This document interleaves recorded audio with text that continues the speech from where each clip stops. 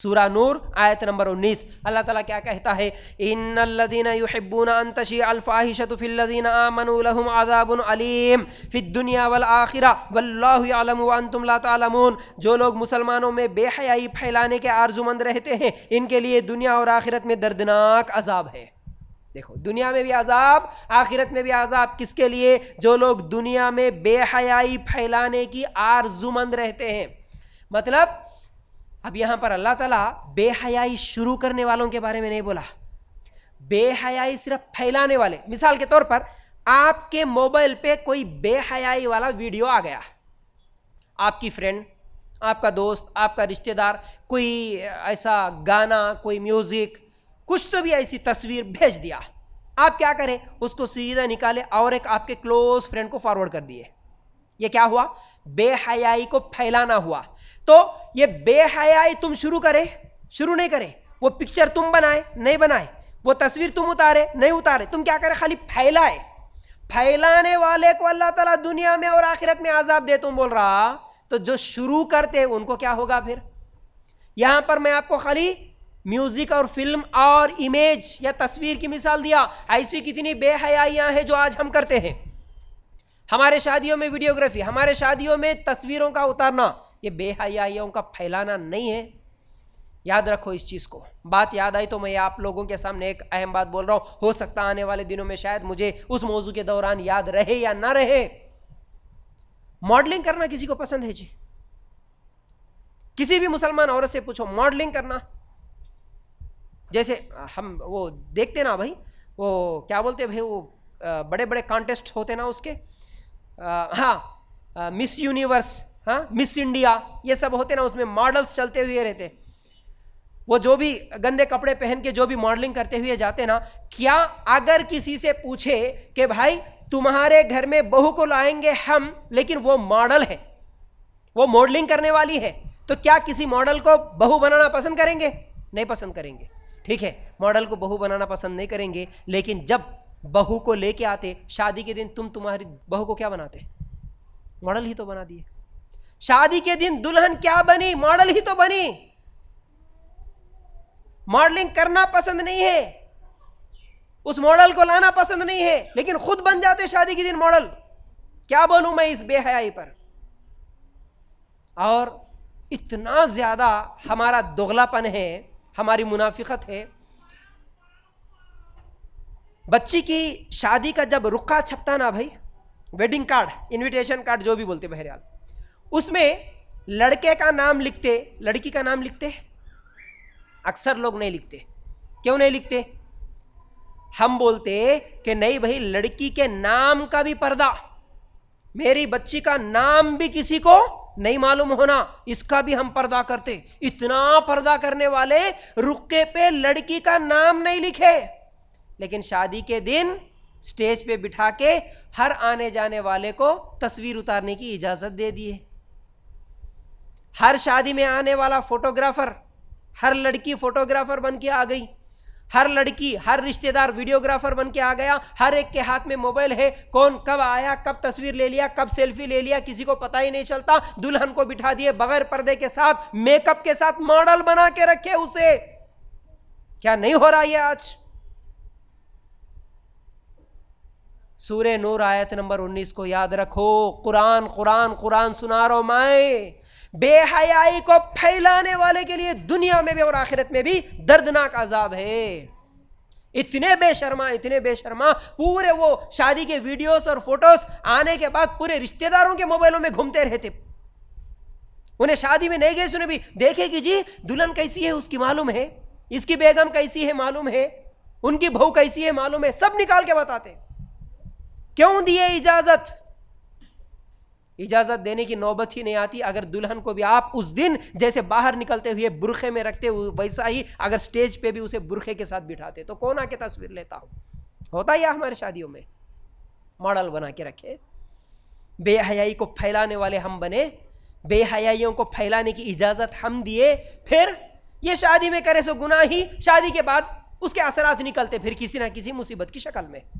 अल्लाह के रसूल की सुन्नतों को छोड़ दिए, अल्लाह के रसूल की नाफरमानी कर लिए, शादी पूरा गैरों और काफिरों के तरीकों पे, और इतने ज्यादा बेहया बेशरम होके कि ये पूरे वीडियो निकाल के उसके हल्दी के, उसके क्या बोलते हैं भाई, दुल्हन बनाने के, स्टेज पे बैठने के, आने के, जाने के, खाने के पूरे वीडियोस निकाल के इंस्टाग्राम पे डाल ले रहे, यूट्यूब पे डाल ले रहे पूरे वीडियो निकाल के।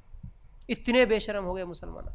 अब इस पे तो और इंस्टा पे मैं क्या बोलूं, इंशाल्लाह बोलूंगा। कुछ तस्वीरें, कुछ क्या है वीडियोस आए मेरे पास, जिसको नज़र में रखते हुए मुझे कुछ बातें बोलना है। इंशाल्लाह आइंदा आने वाले कुछ दरसों में वो भी रखूंगा। तो बहरहाल ये आयत को याद रख लेना, यही हमारी बेहयाइयाँ हैं जिसकी वजह से आने वाली ज़िंदगी में हमारे ऊपर अल्लाह ताला मुसीबतों को भेजता है, मुसीबतें नाजिल करता है। ठीक है, तो क्या बोल रहा था मैं, बेहयाई को फैलाने वालों पर दर्दनाक अजाब है, लेकिन उस बेहयाई को बनाने वाले, उस बेहयाई को शुरू करने वाले, उस बेहयाई को सपोर्ट करने वाले और उस बेहयाई पर खर्च करने वाले, इनका कितना बड़ा गुनाह होगा। फिर खाली अगर शादी की वीडियो और अगर ये फोटोग्राफी की ही अगर मिसाल ले ले, इस वीडियो पे, इस फोटोग्राफी पे खर्च करने वाला कौन?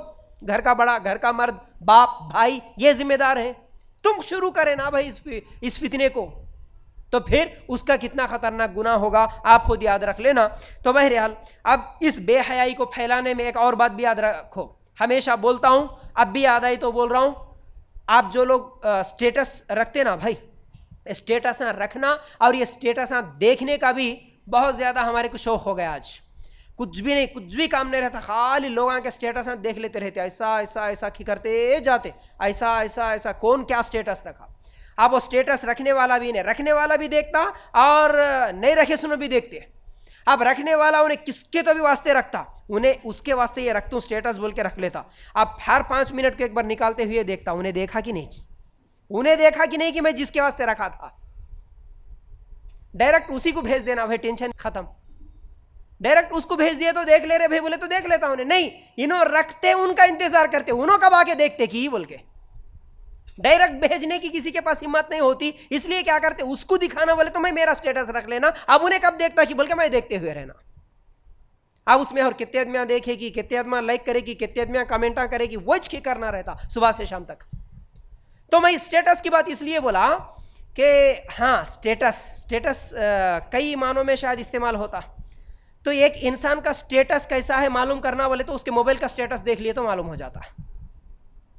अब उन्हें दीनदार है, बेदीन है, बेहया है, बाहया है, सब मालूम हो जाता। कितने पानी में है उन्हें सब मालूम हो जाता। उन्हें स्टेटस कैसे रख रहा। कुछ लोगों को शौक होता, हमेशा शायरियाँ रखते उन्होंने, शेर व शायरी पूरे ढूंढते, स्टेटस शायरी टाइप कर दिए, लिखा, निकाले, सीधा लाके रख दिए, खलास। अब उसमें कोई दीनदार बन के दीनदारी की शायरियाँ रखता, तो कोई मोहब्बत की शायरियाँ रखता। पूरे वही शायर, पूरे वही गाने, पूरे वही म्यूजिक, हमेशा वही स्टेटस।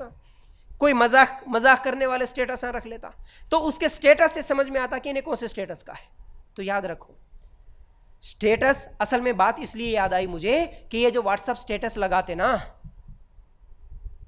ये तुम्हारे लिए सिर्फ व्हाट्सएप का स्टेटस लगाना भी जहन्नम में ले जाने का एक जरिया बन सकता है। कैसे?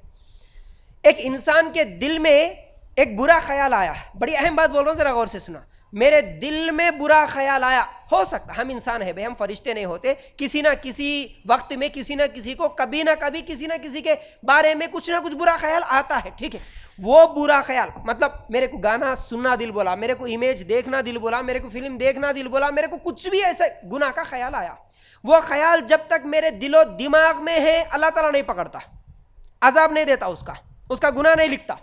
लेकिन मेरा वो ख्याल जब स्टेटस बन के व्हाट्सएप पे चढ़ गया तो वो अब गुनाह नहीं रहा, बल्कि वो दावत बन गया।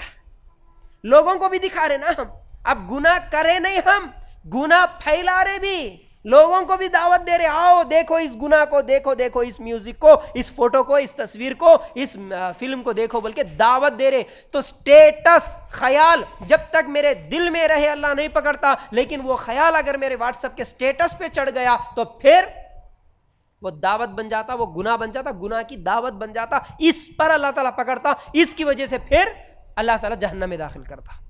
इतने बेहया, इतने बेशरम हो गए आज लोग। मोबाइल में कॉन्टैक्ट्स तो बहुत रहते, अपनी तस्वीरें, औरतें उठा के अपनी तस्वीरें, अपनी शादी की तस्वीरें, अपनी बच्ची के पैदा होने के बाद की फंक्शन के तस्वीरें, वलीमा की तस्वीरें, कब मर्जी में आया जब निकाल के स्टेटस पे लगा लेते हुए रहते।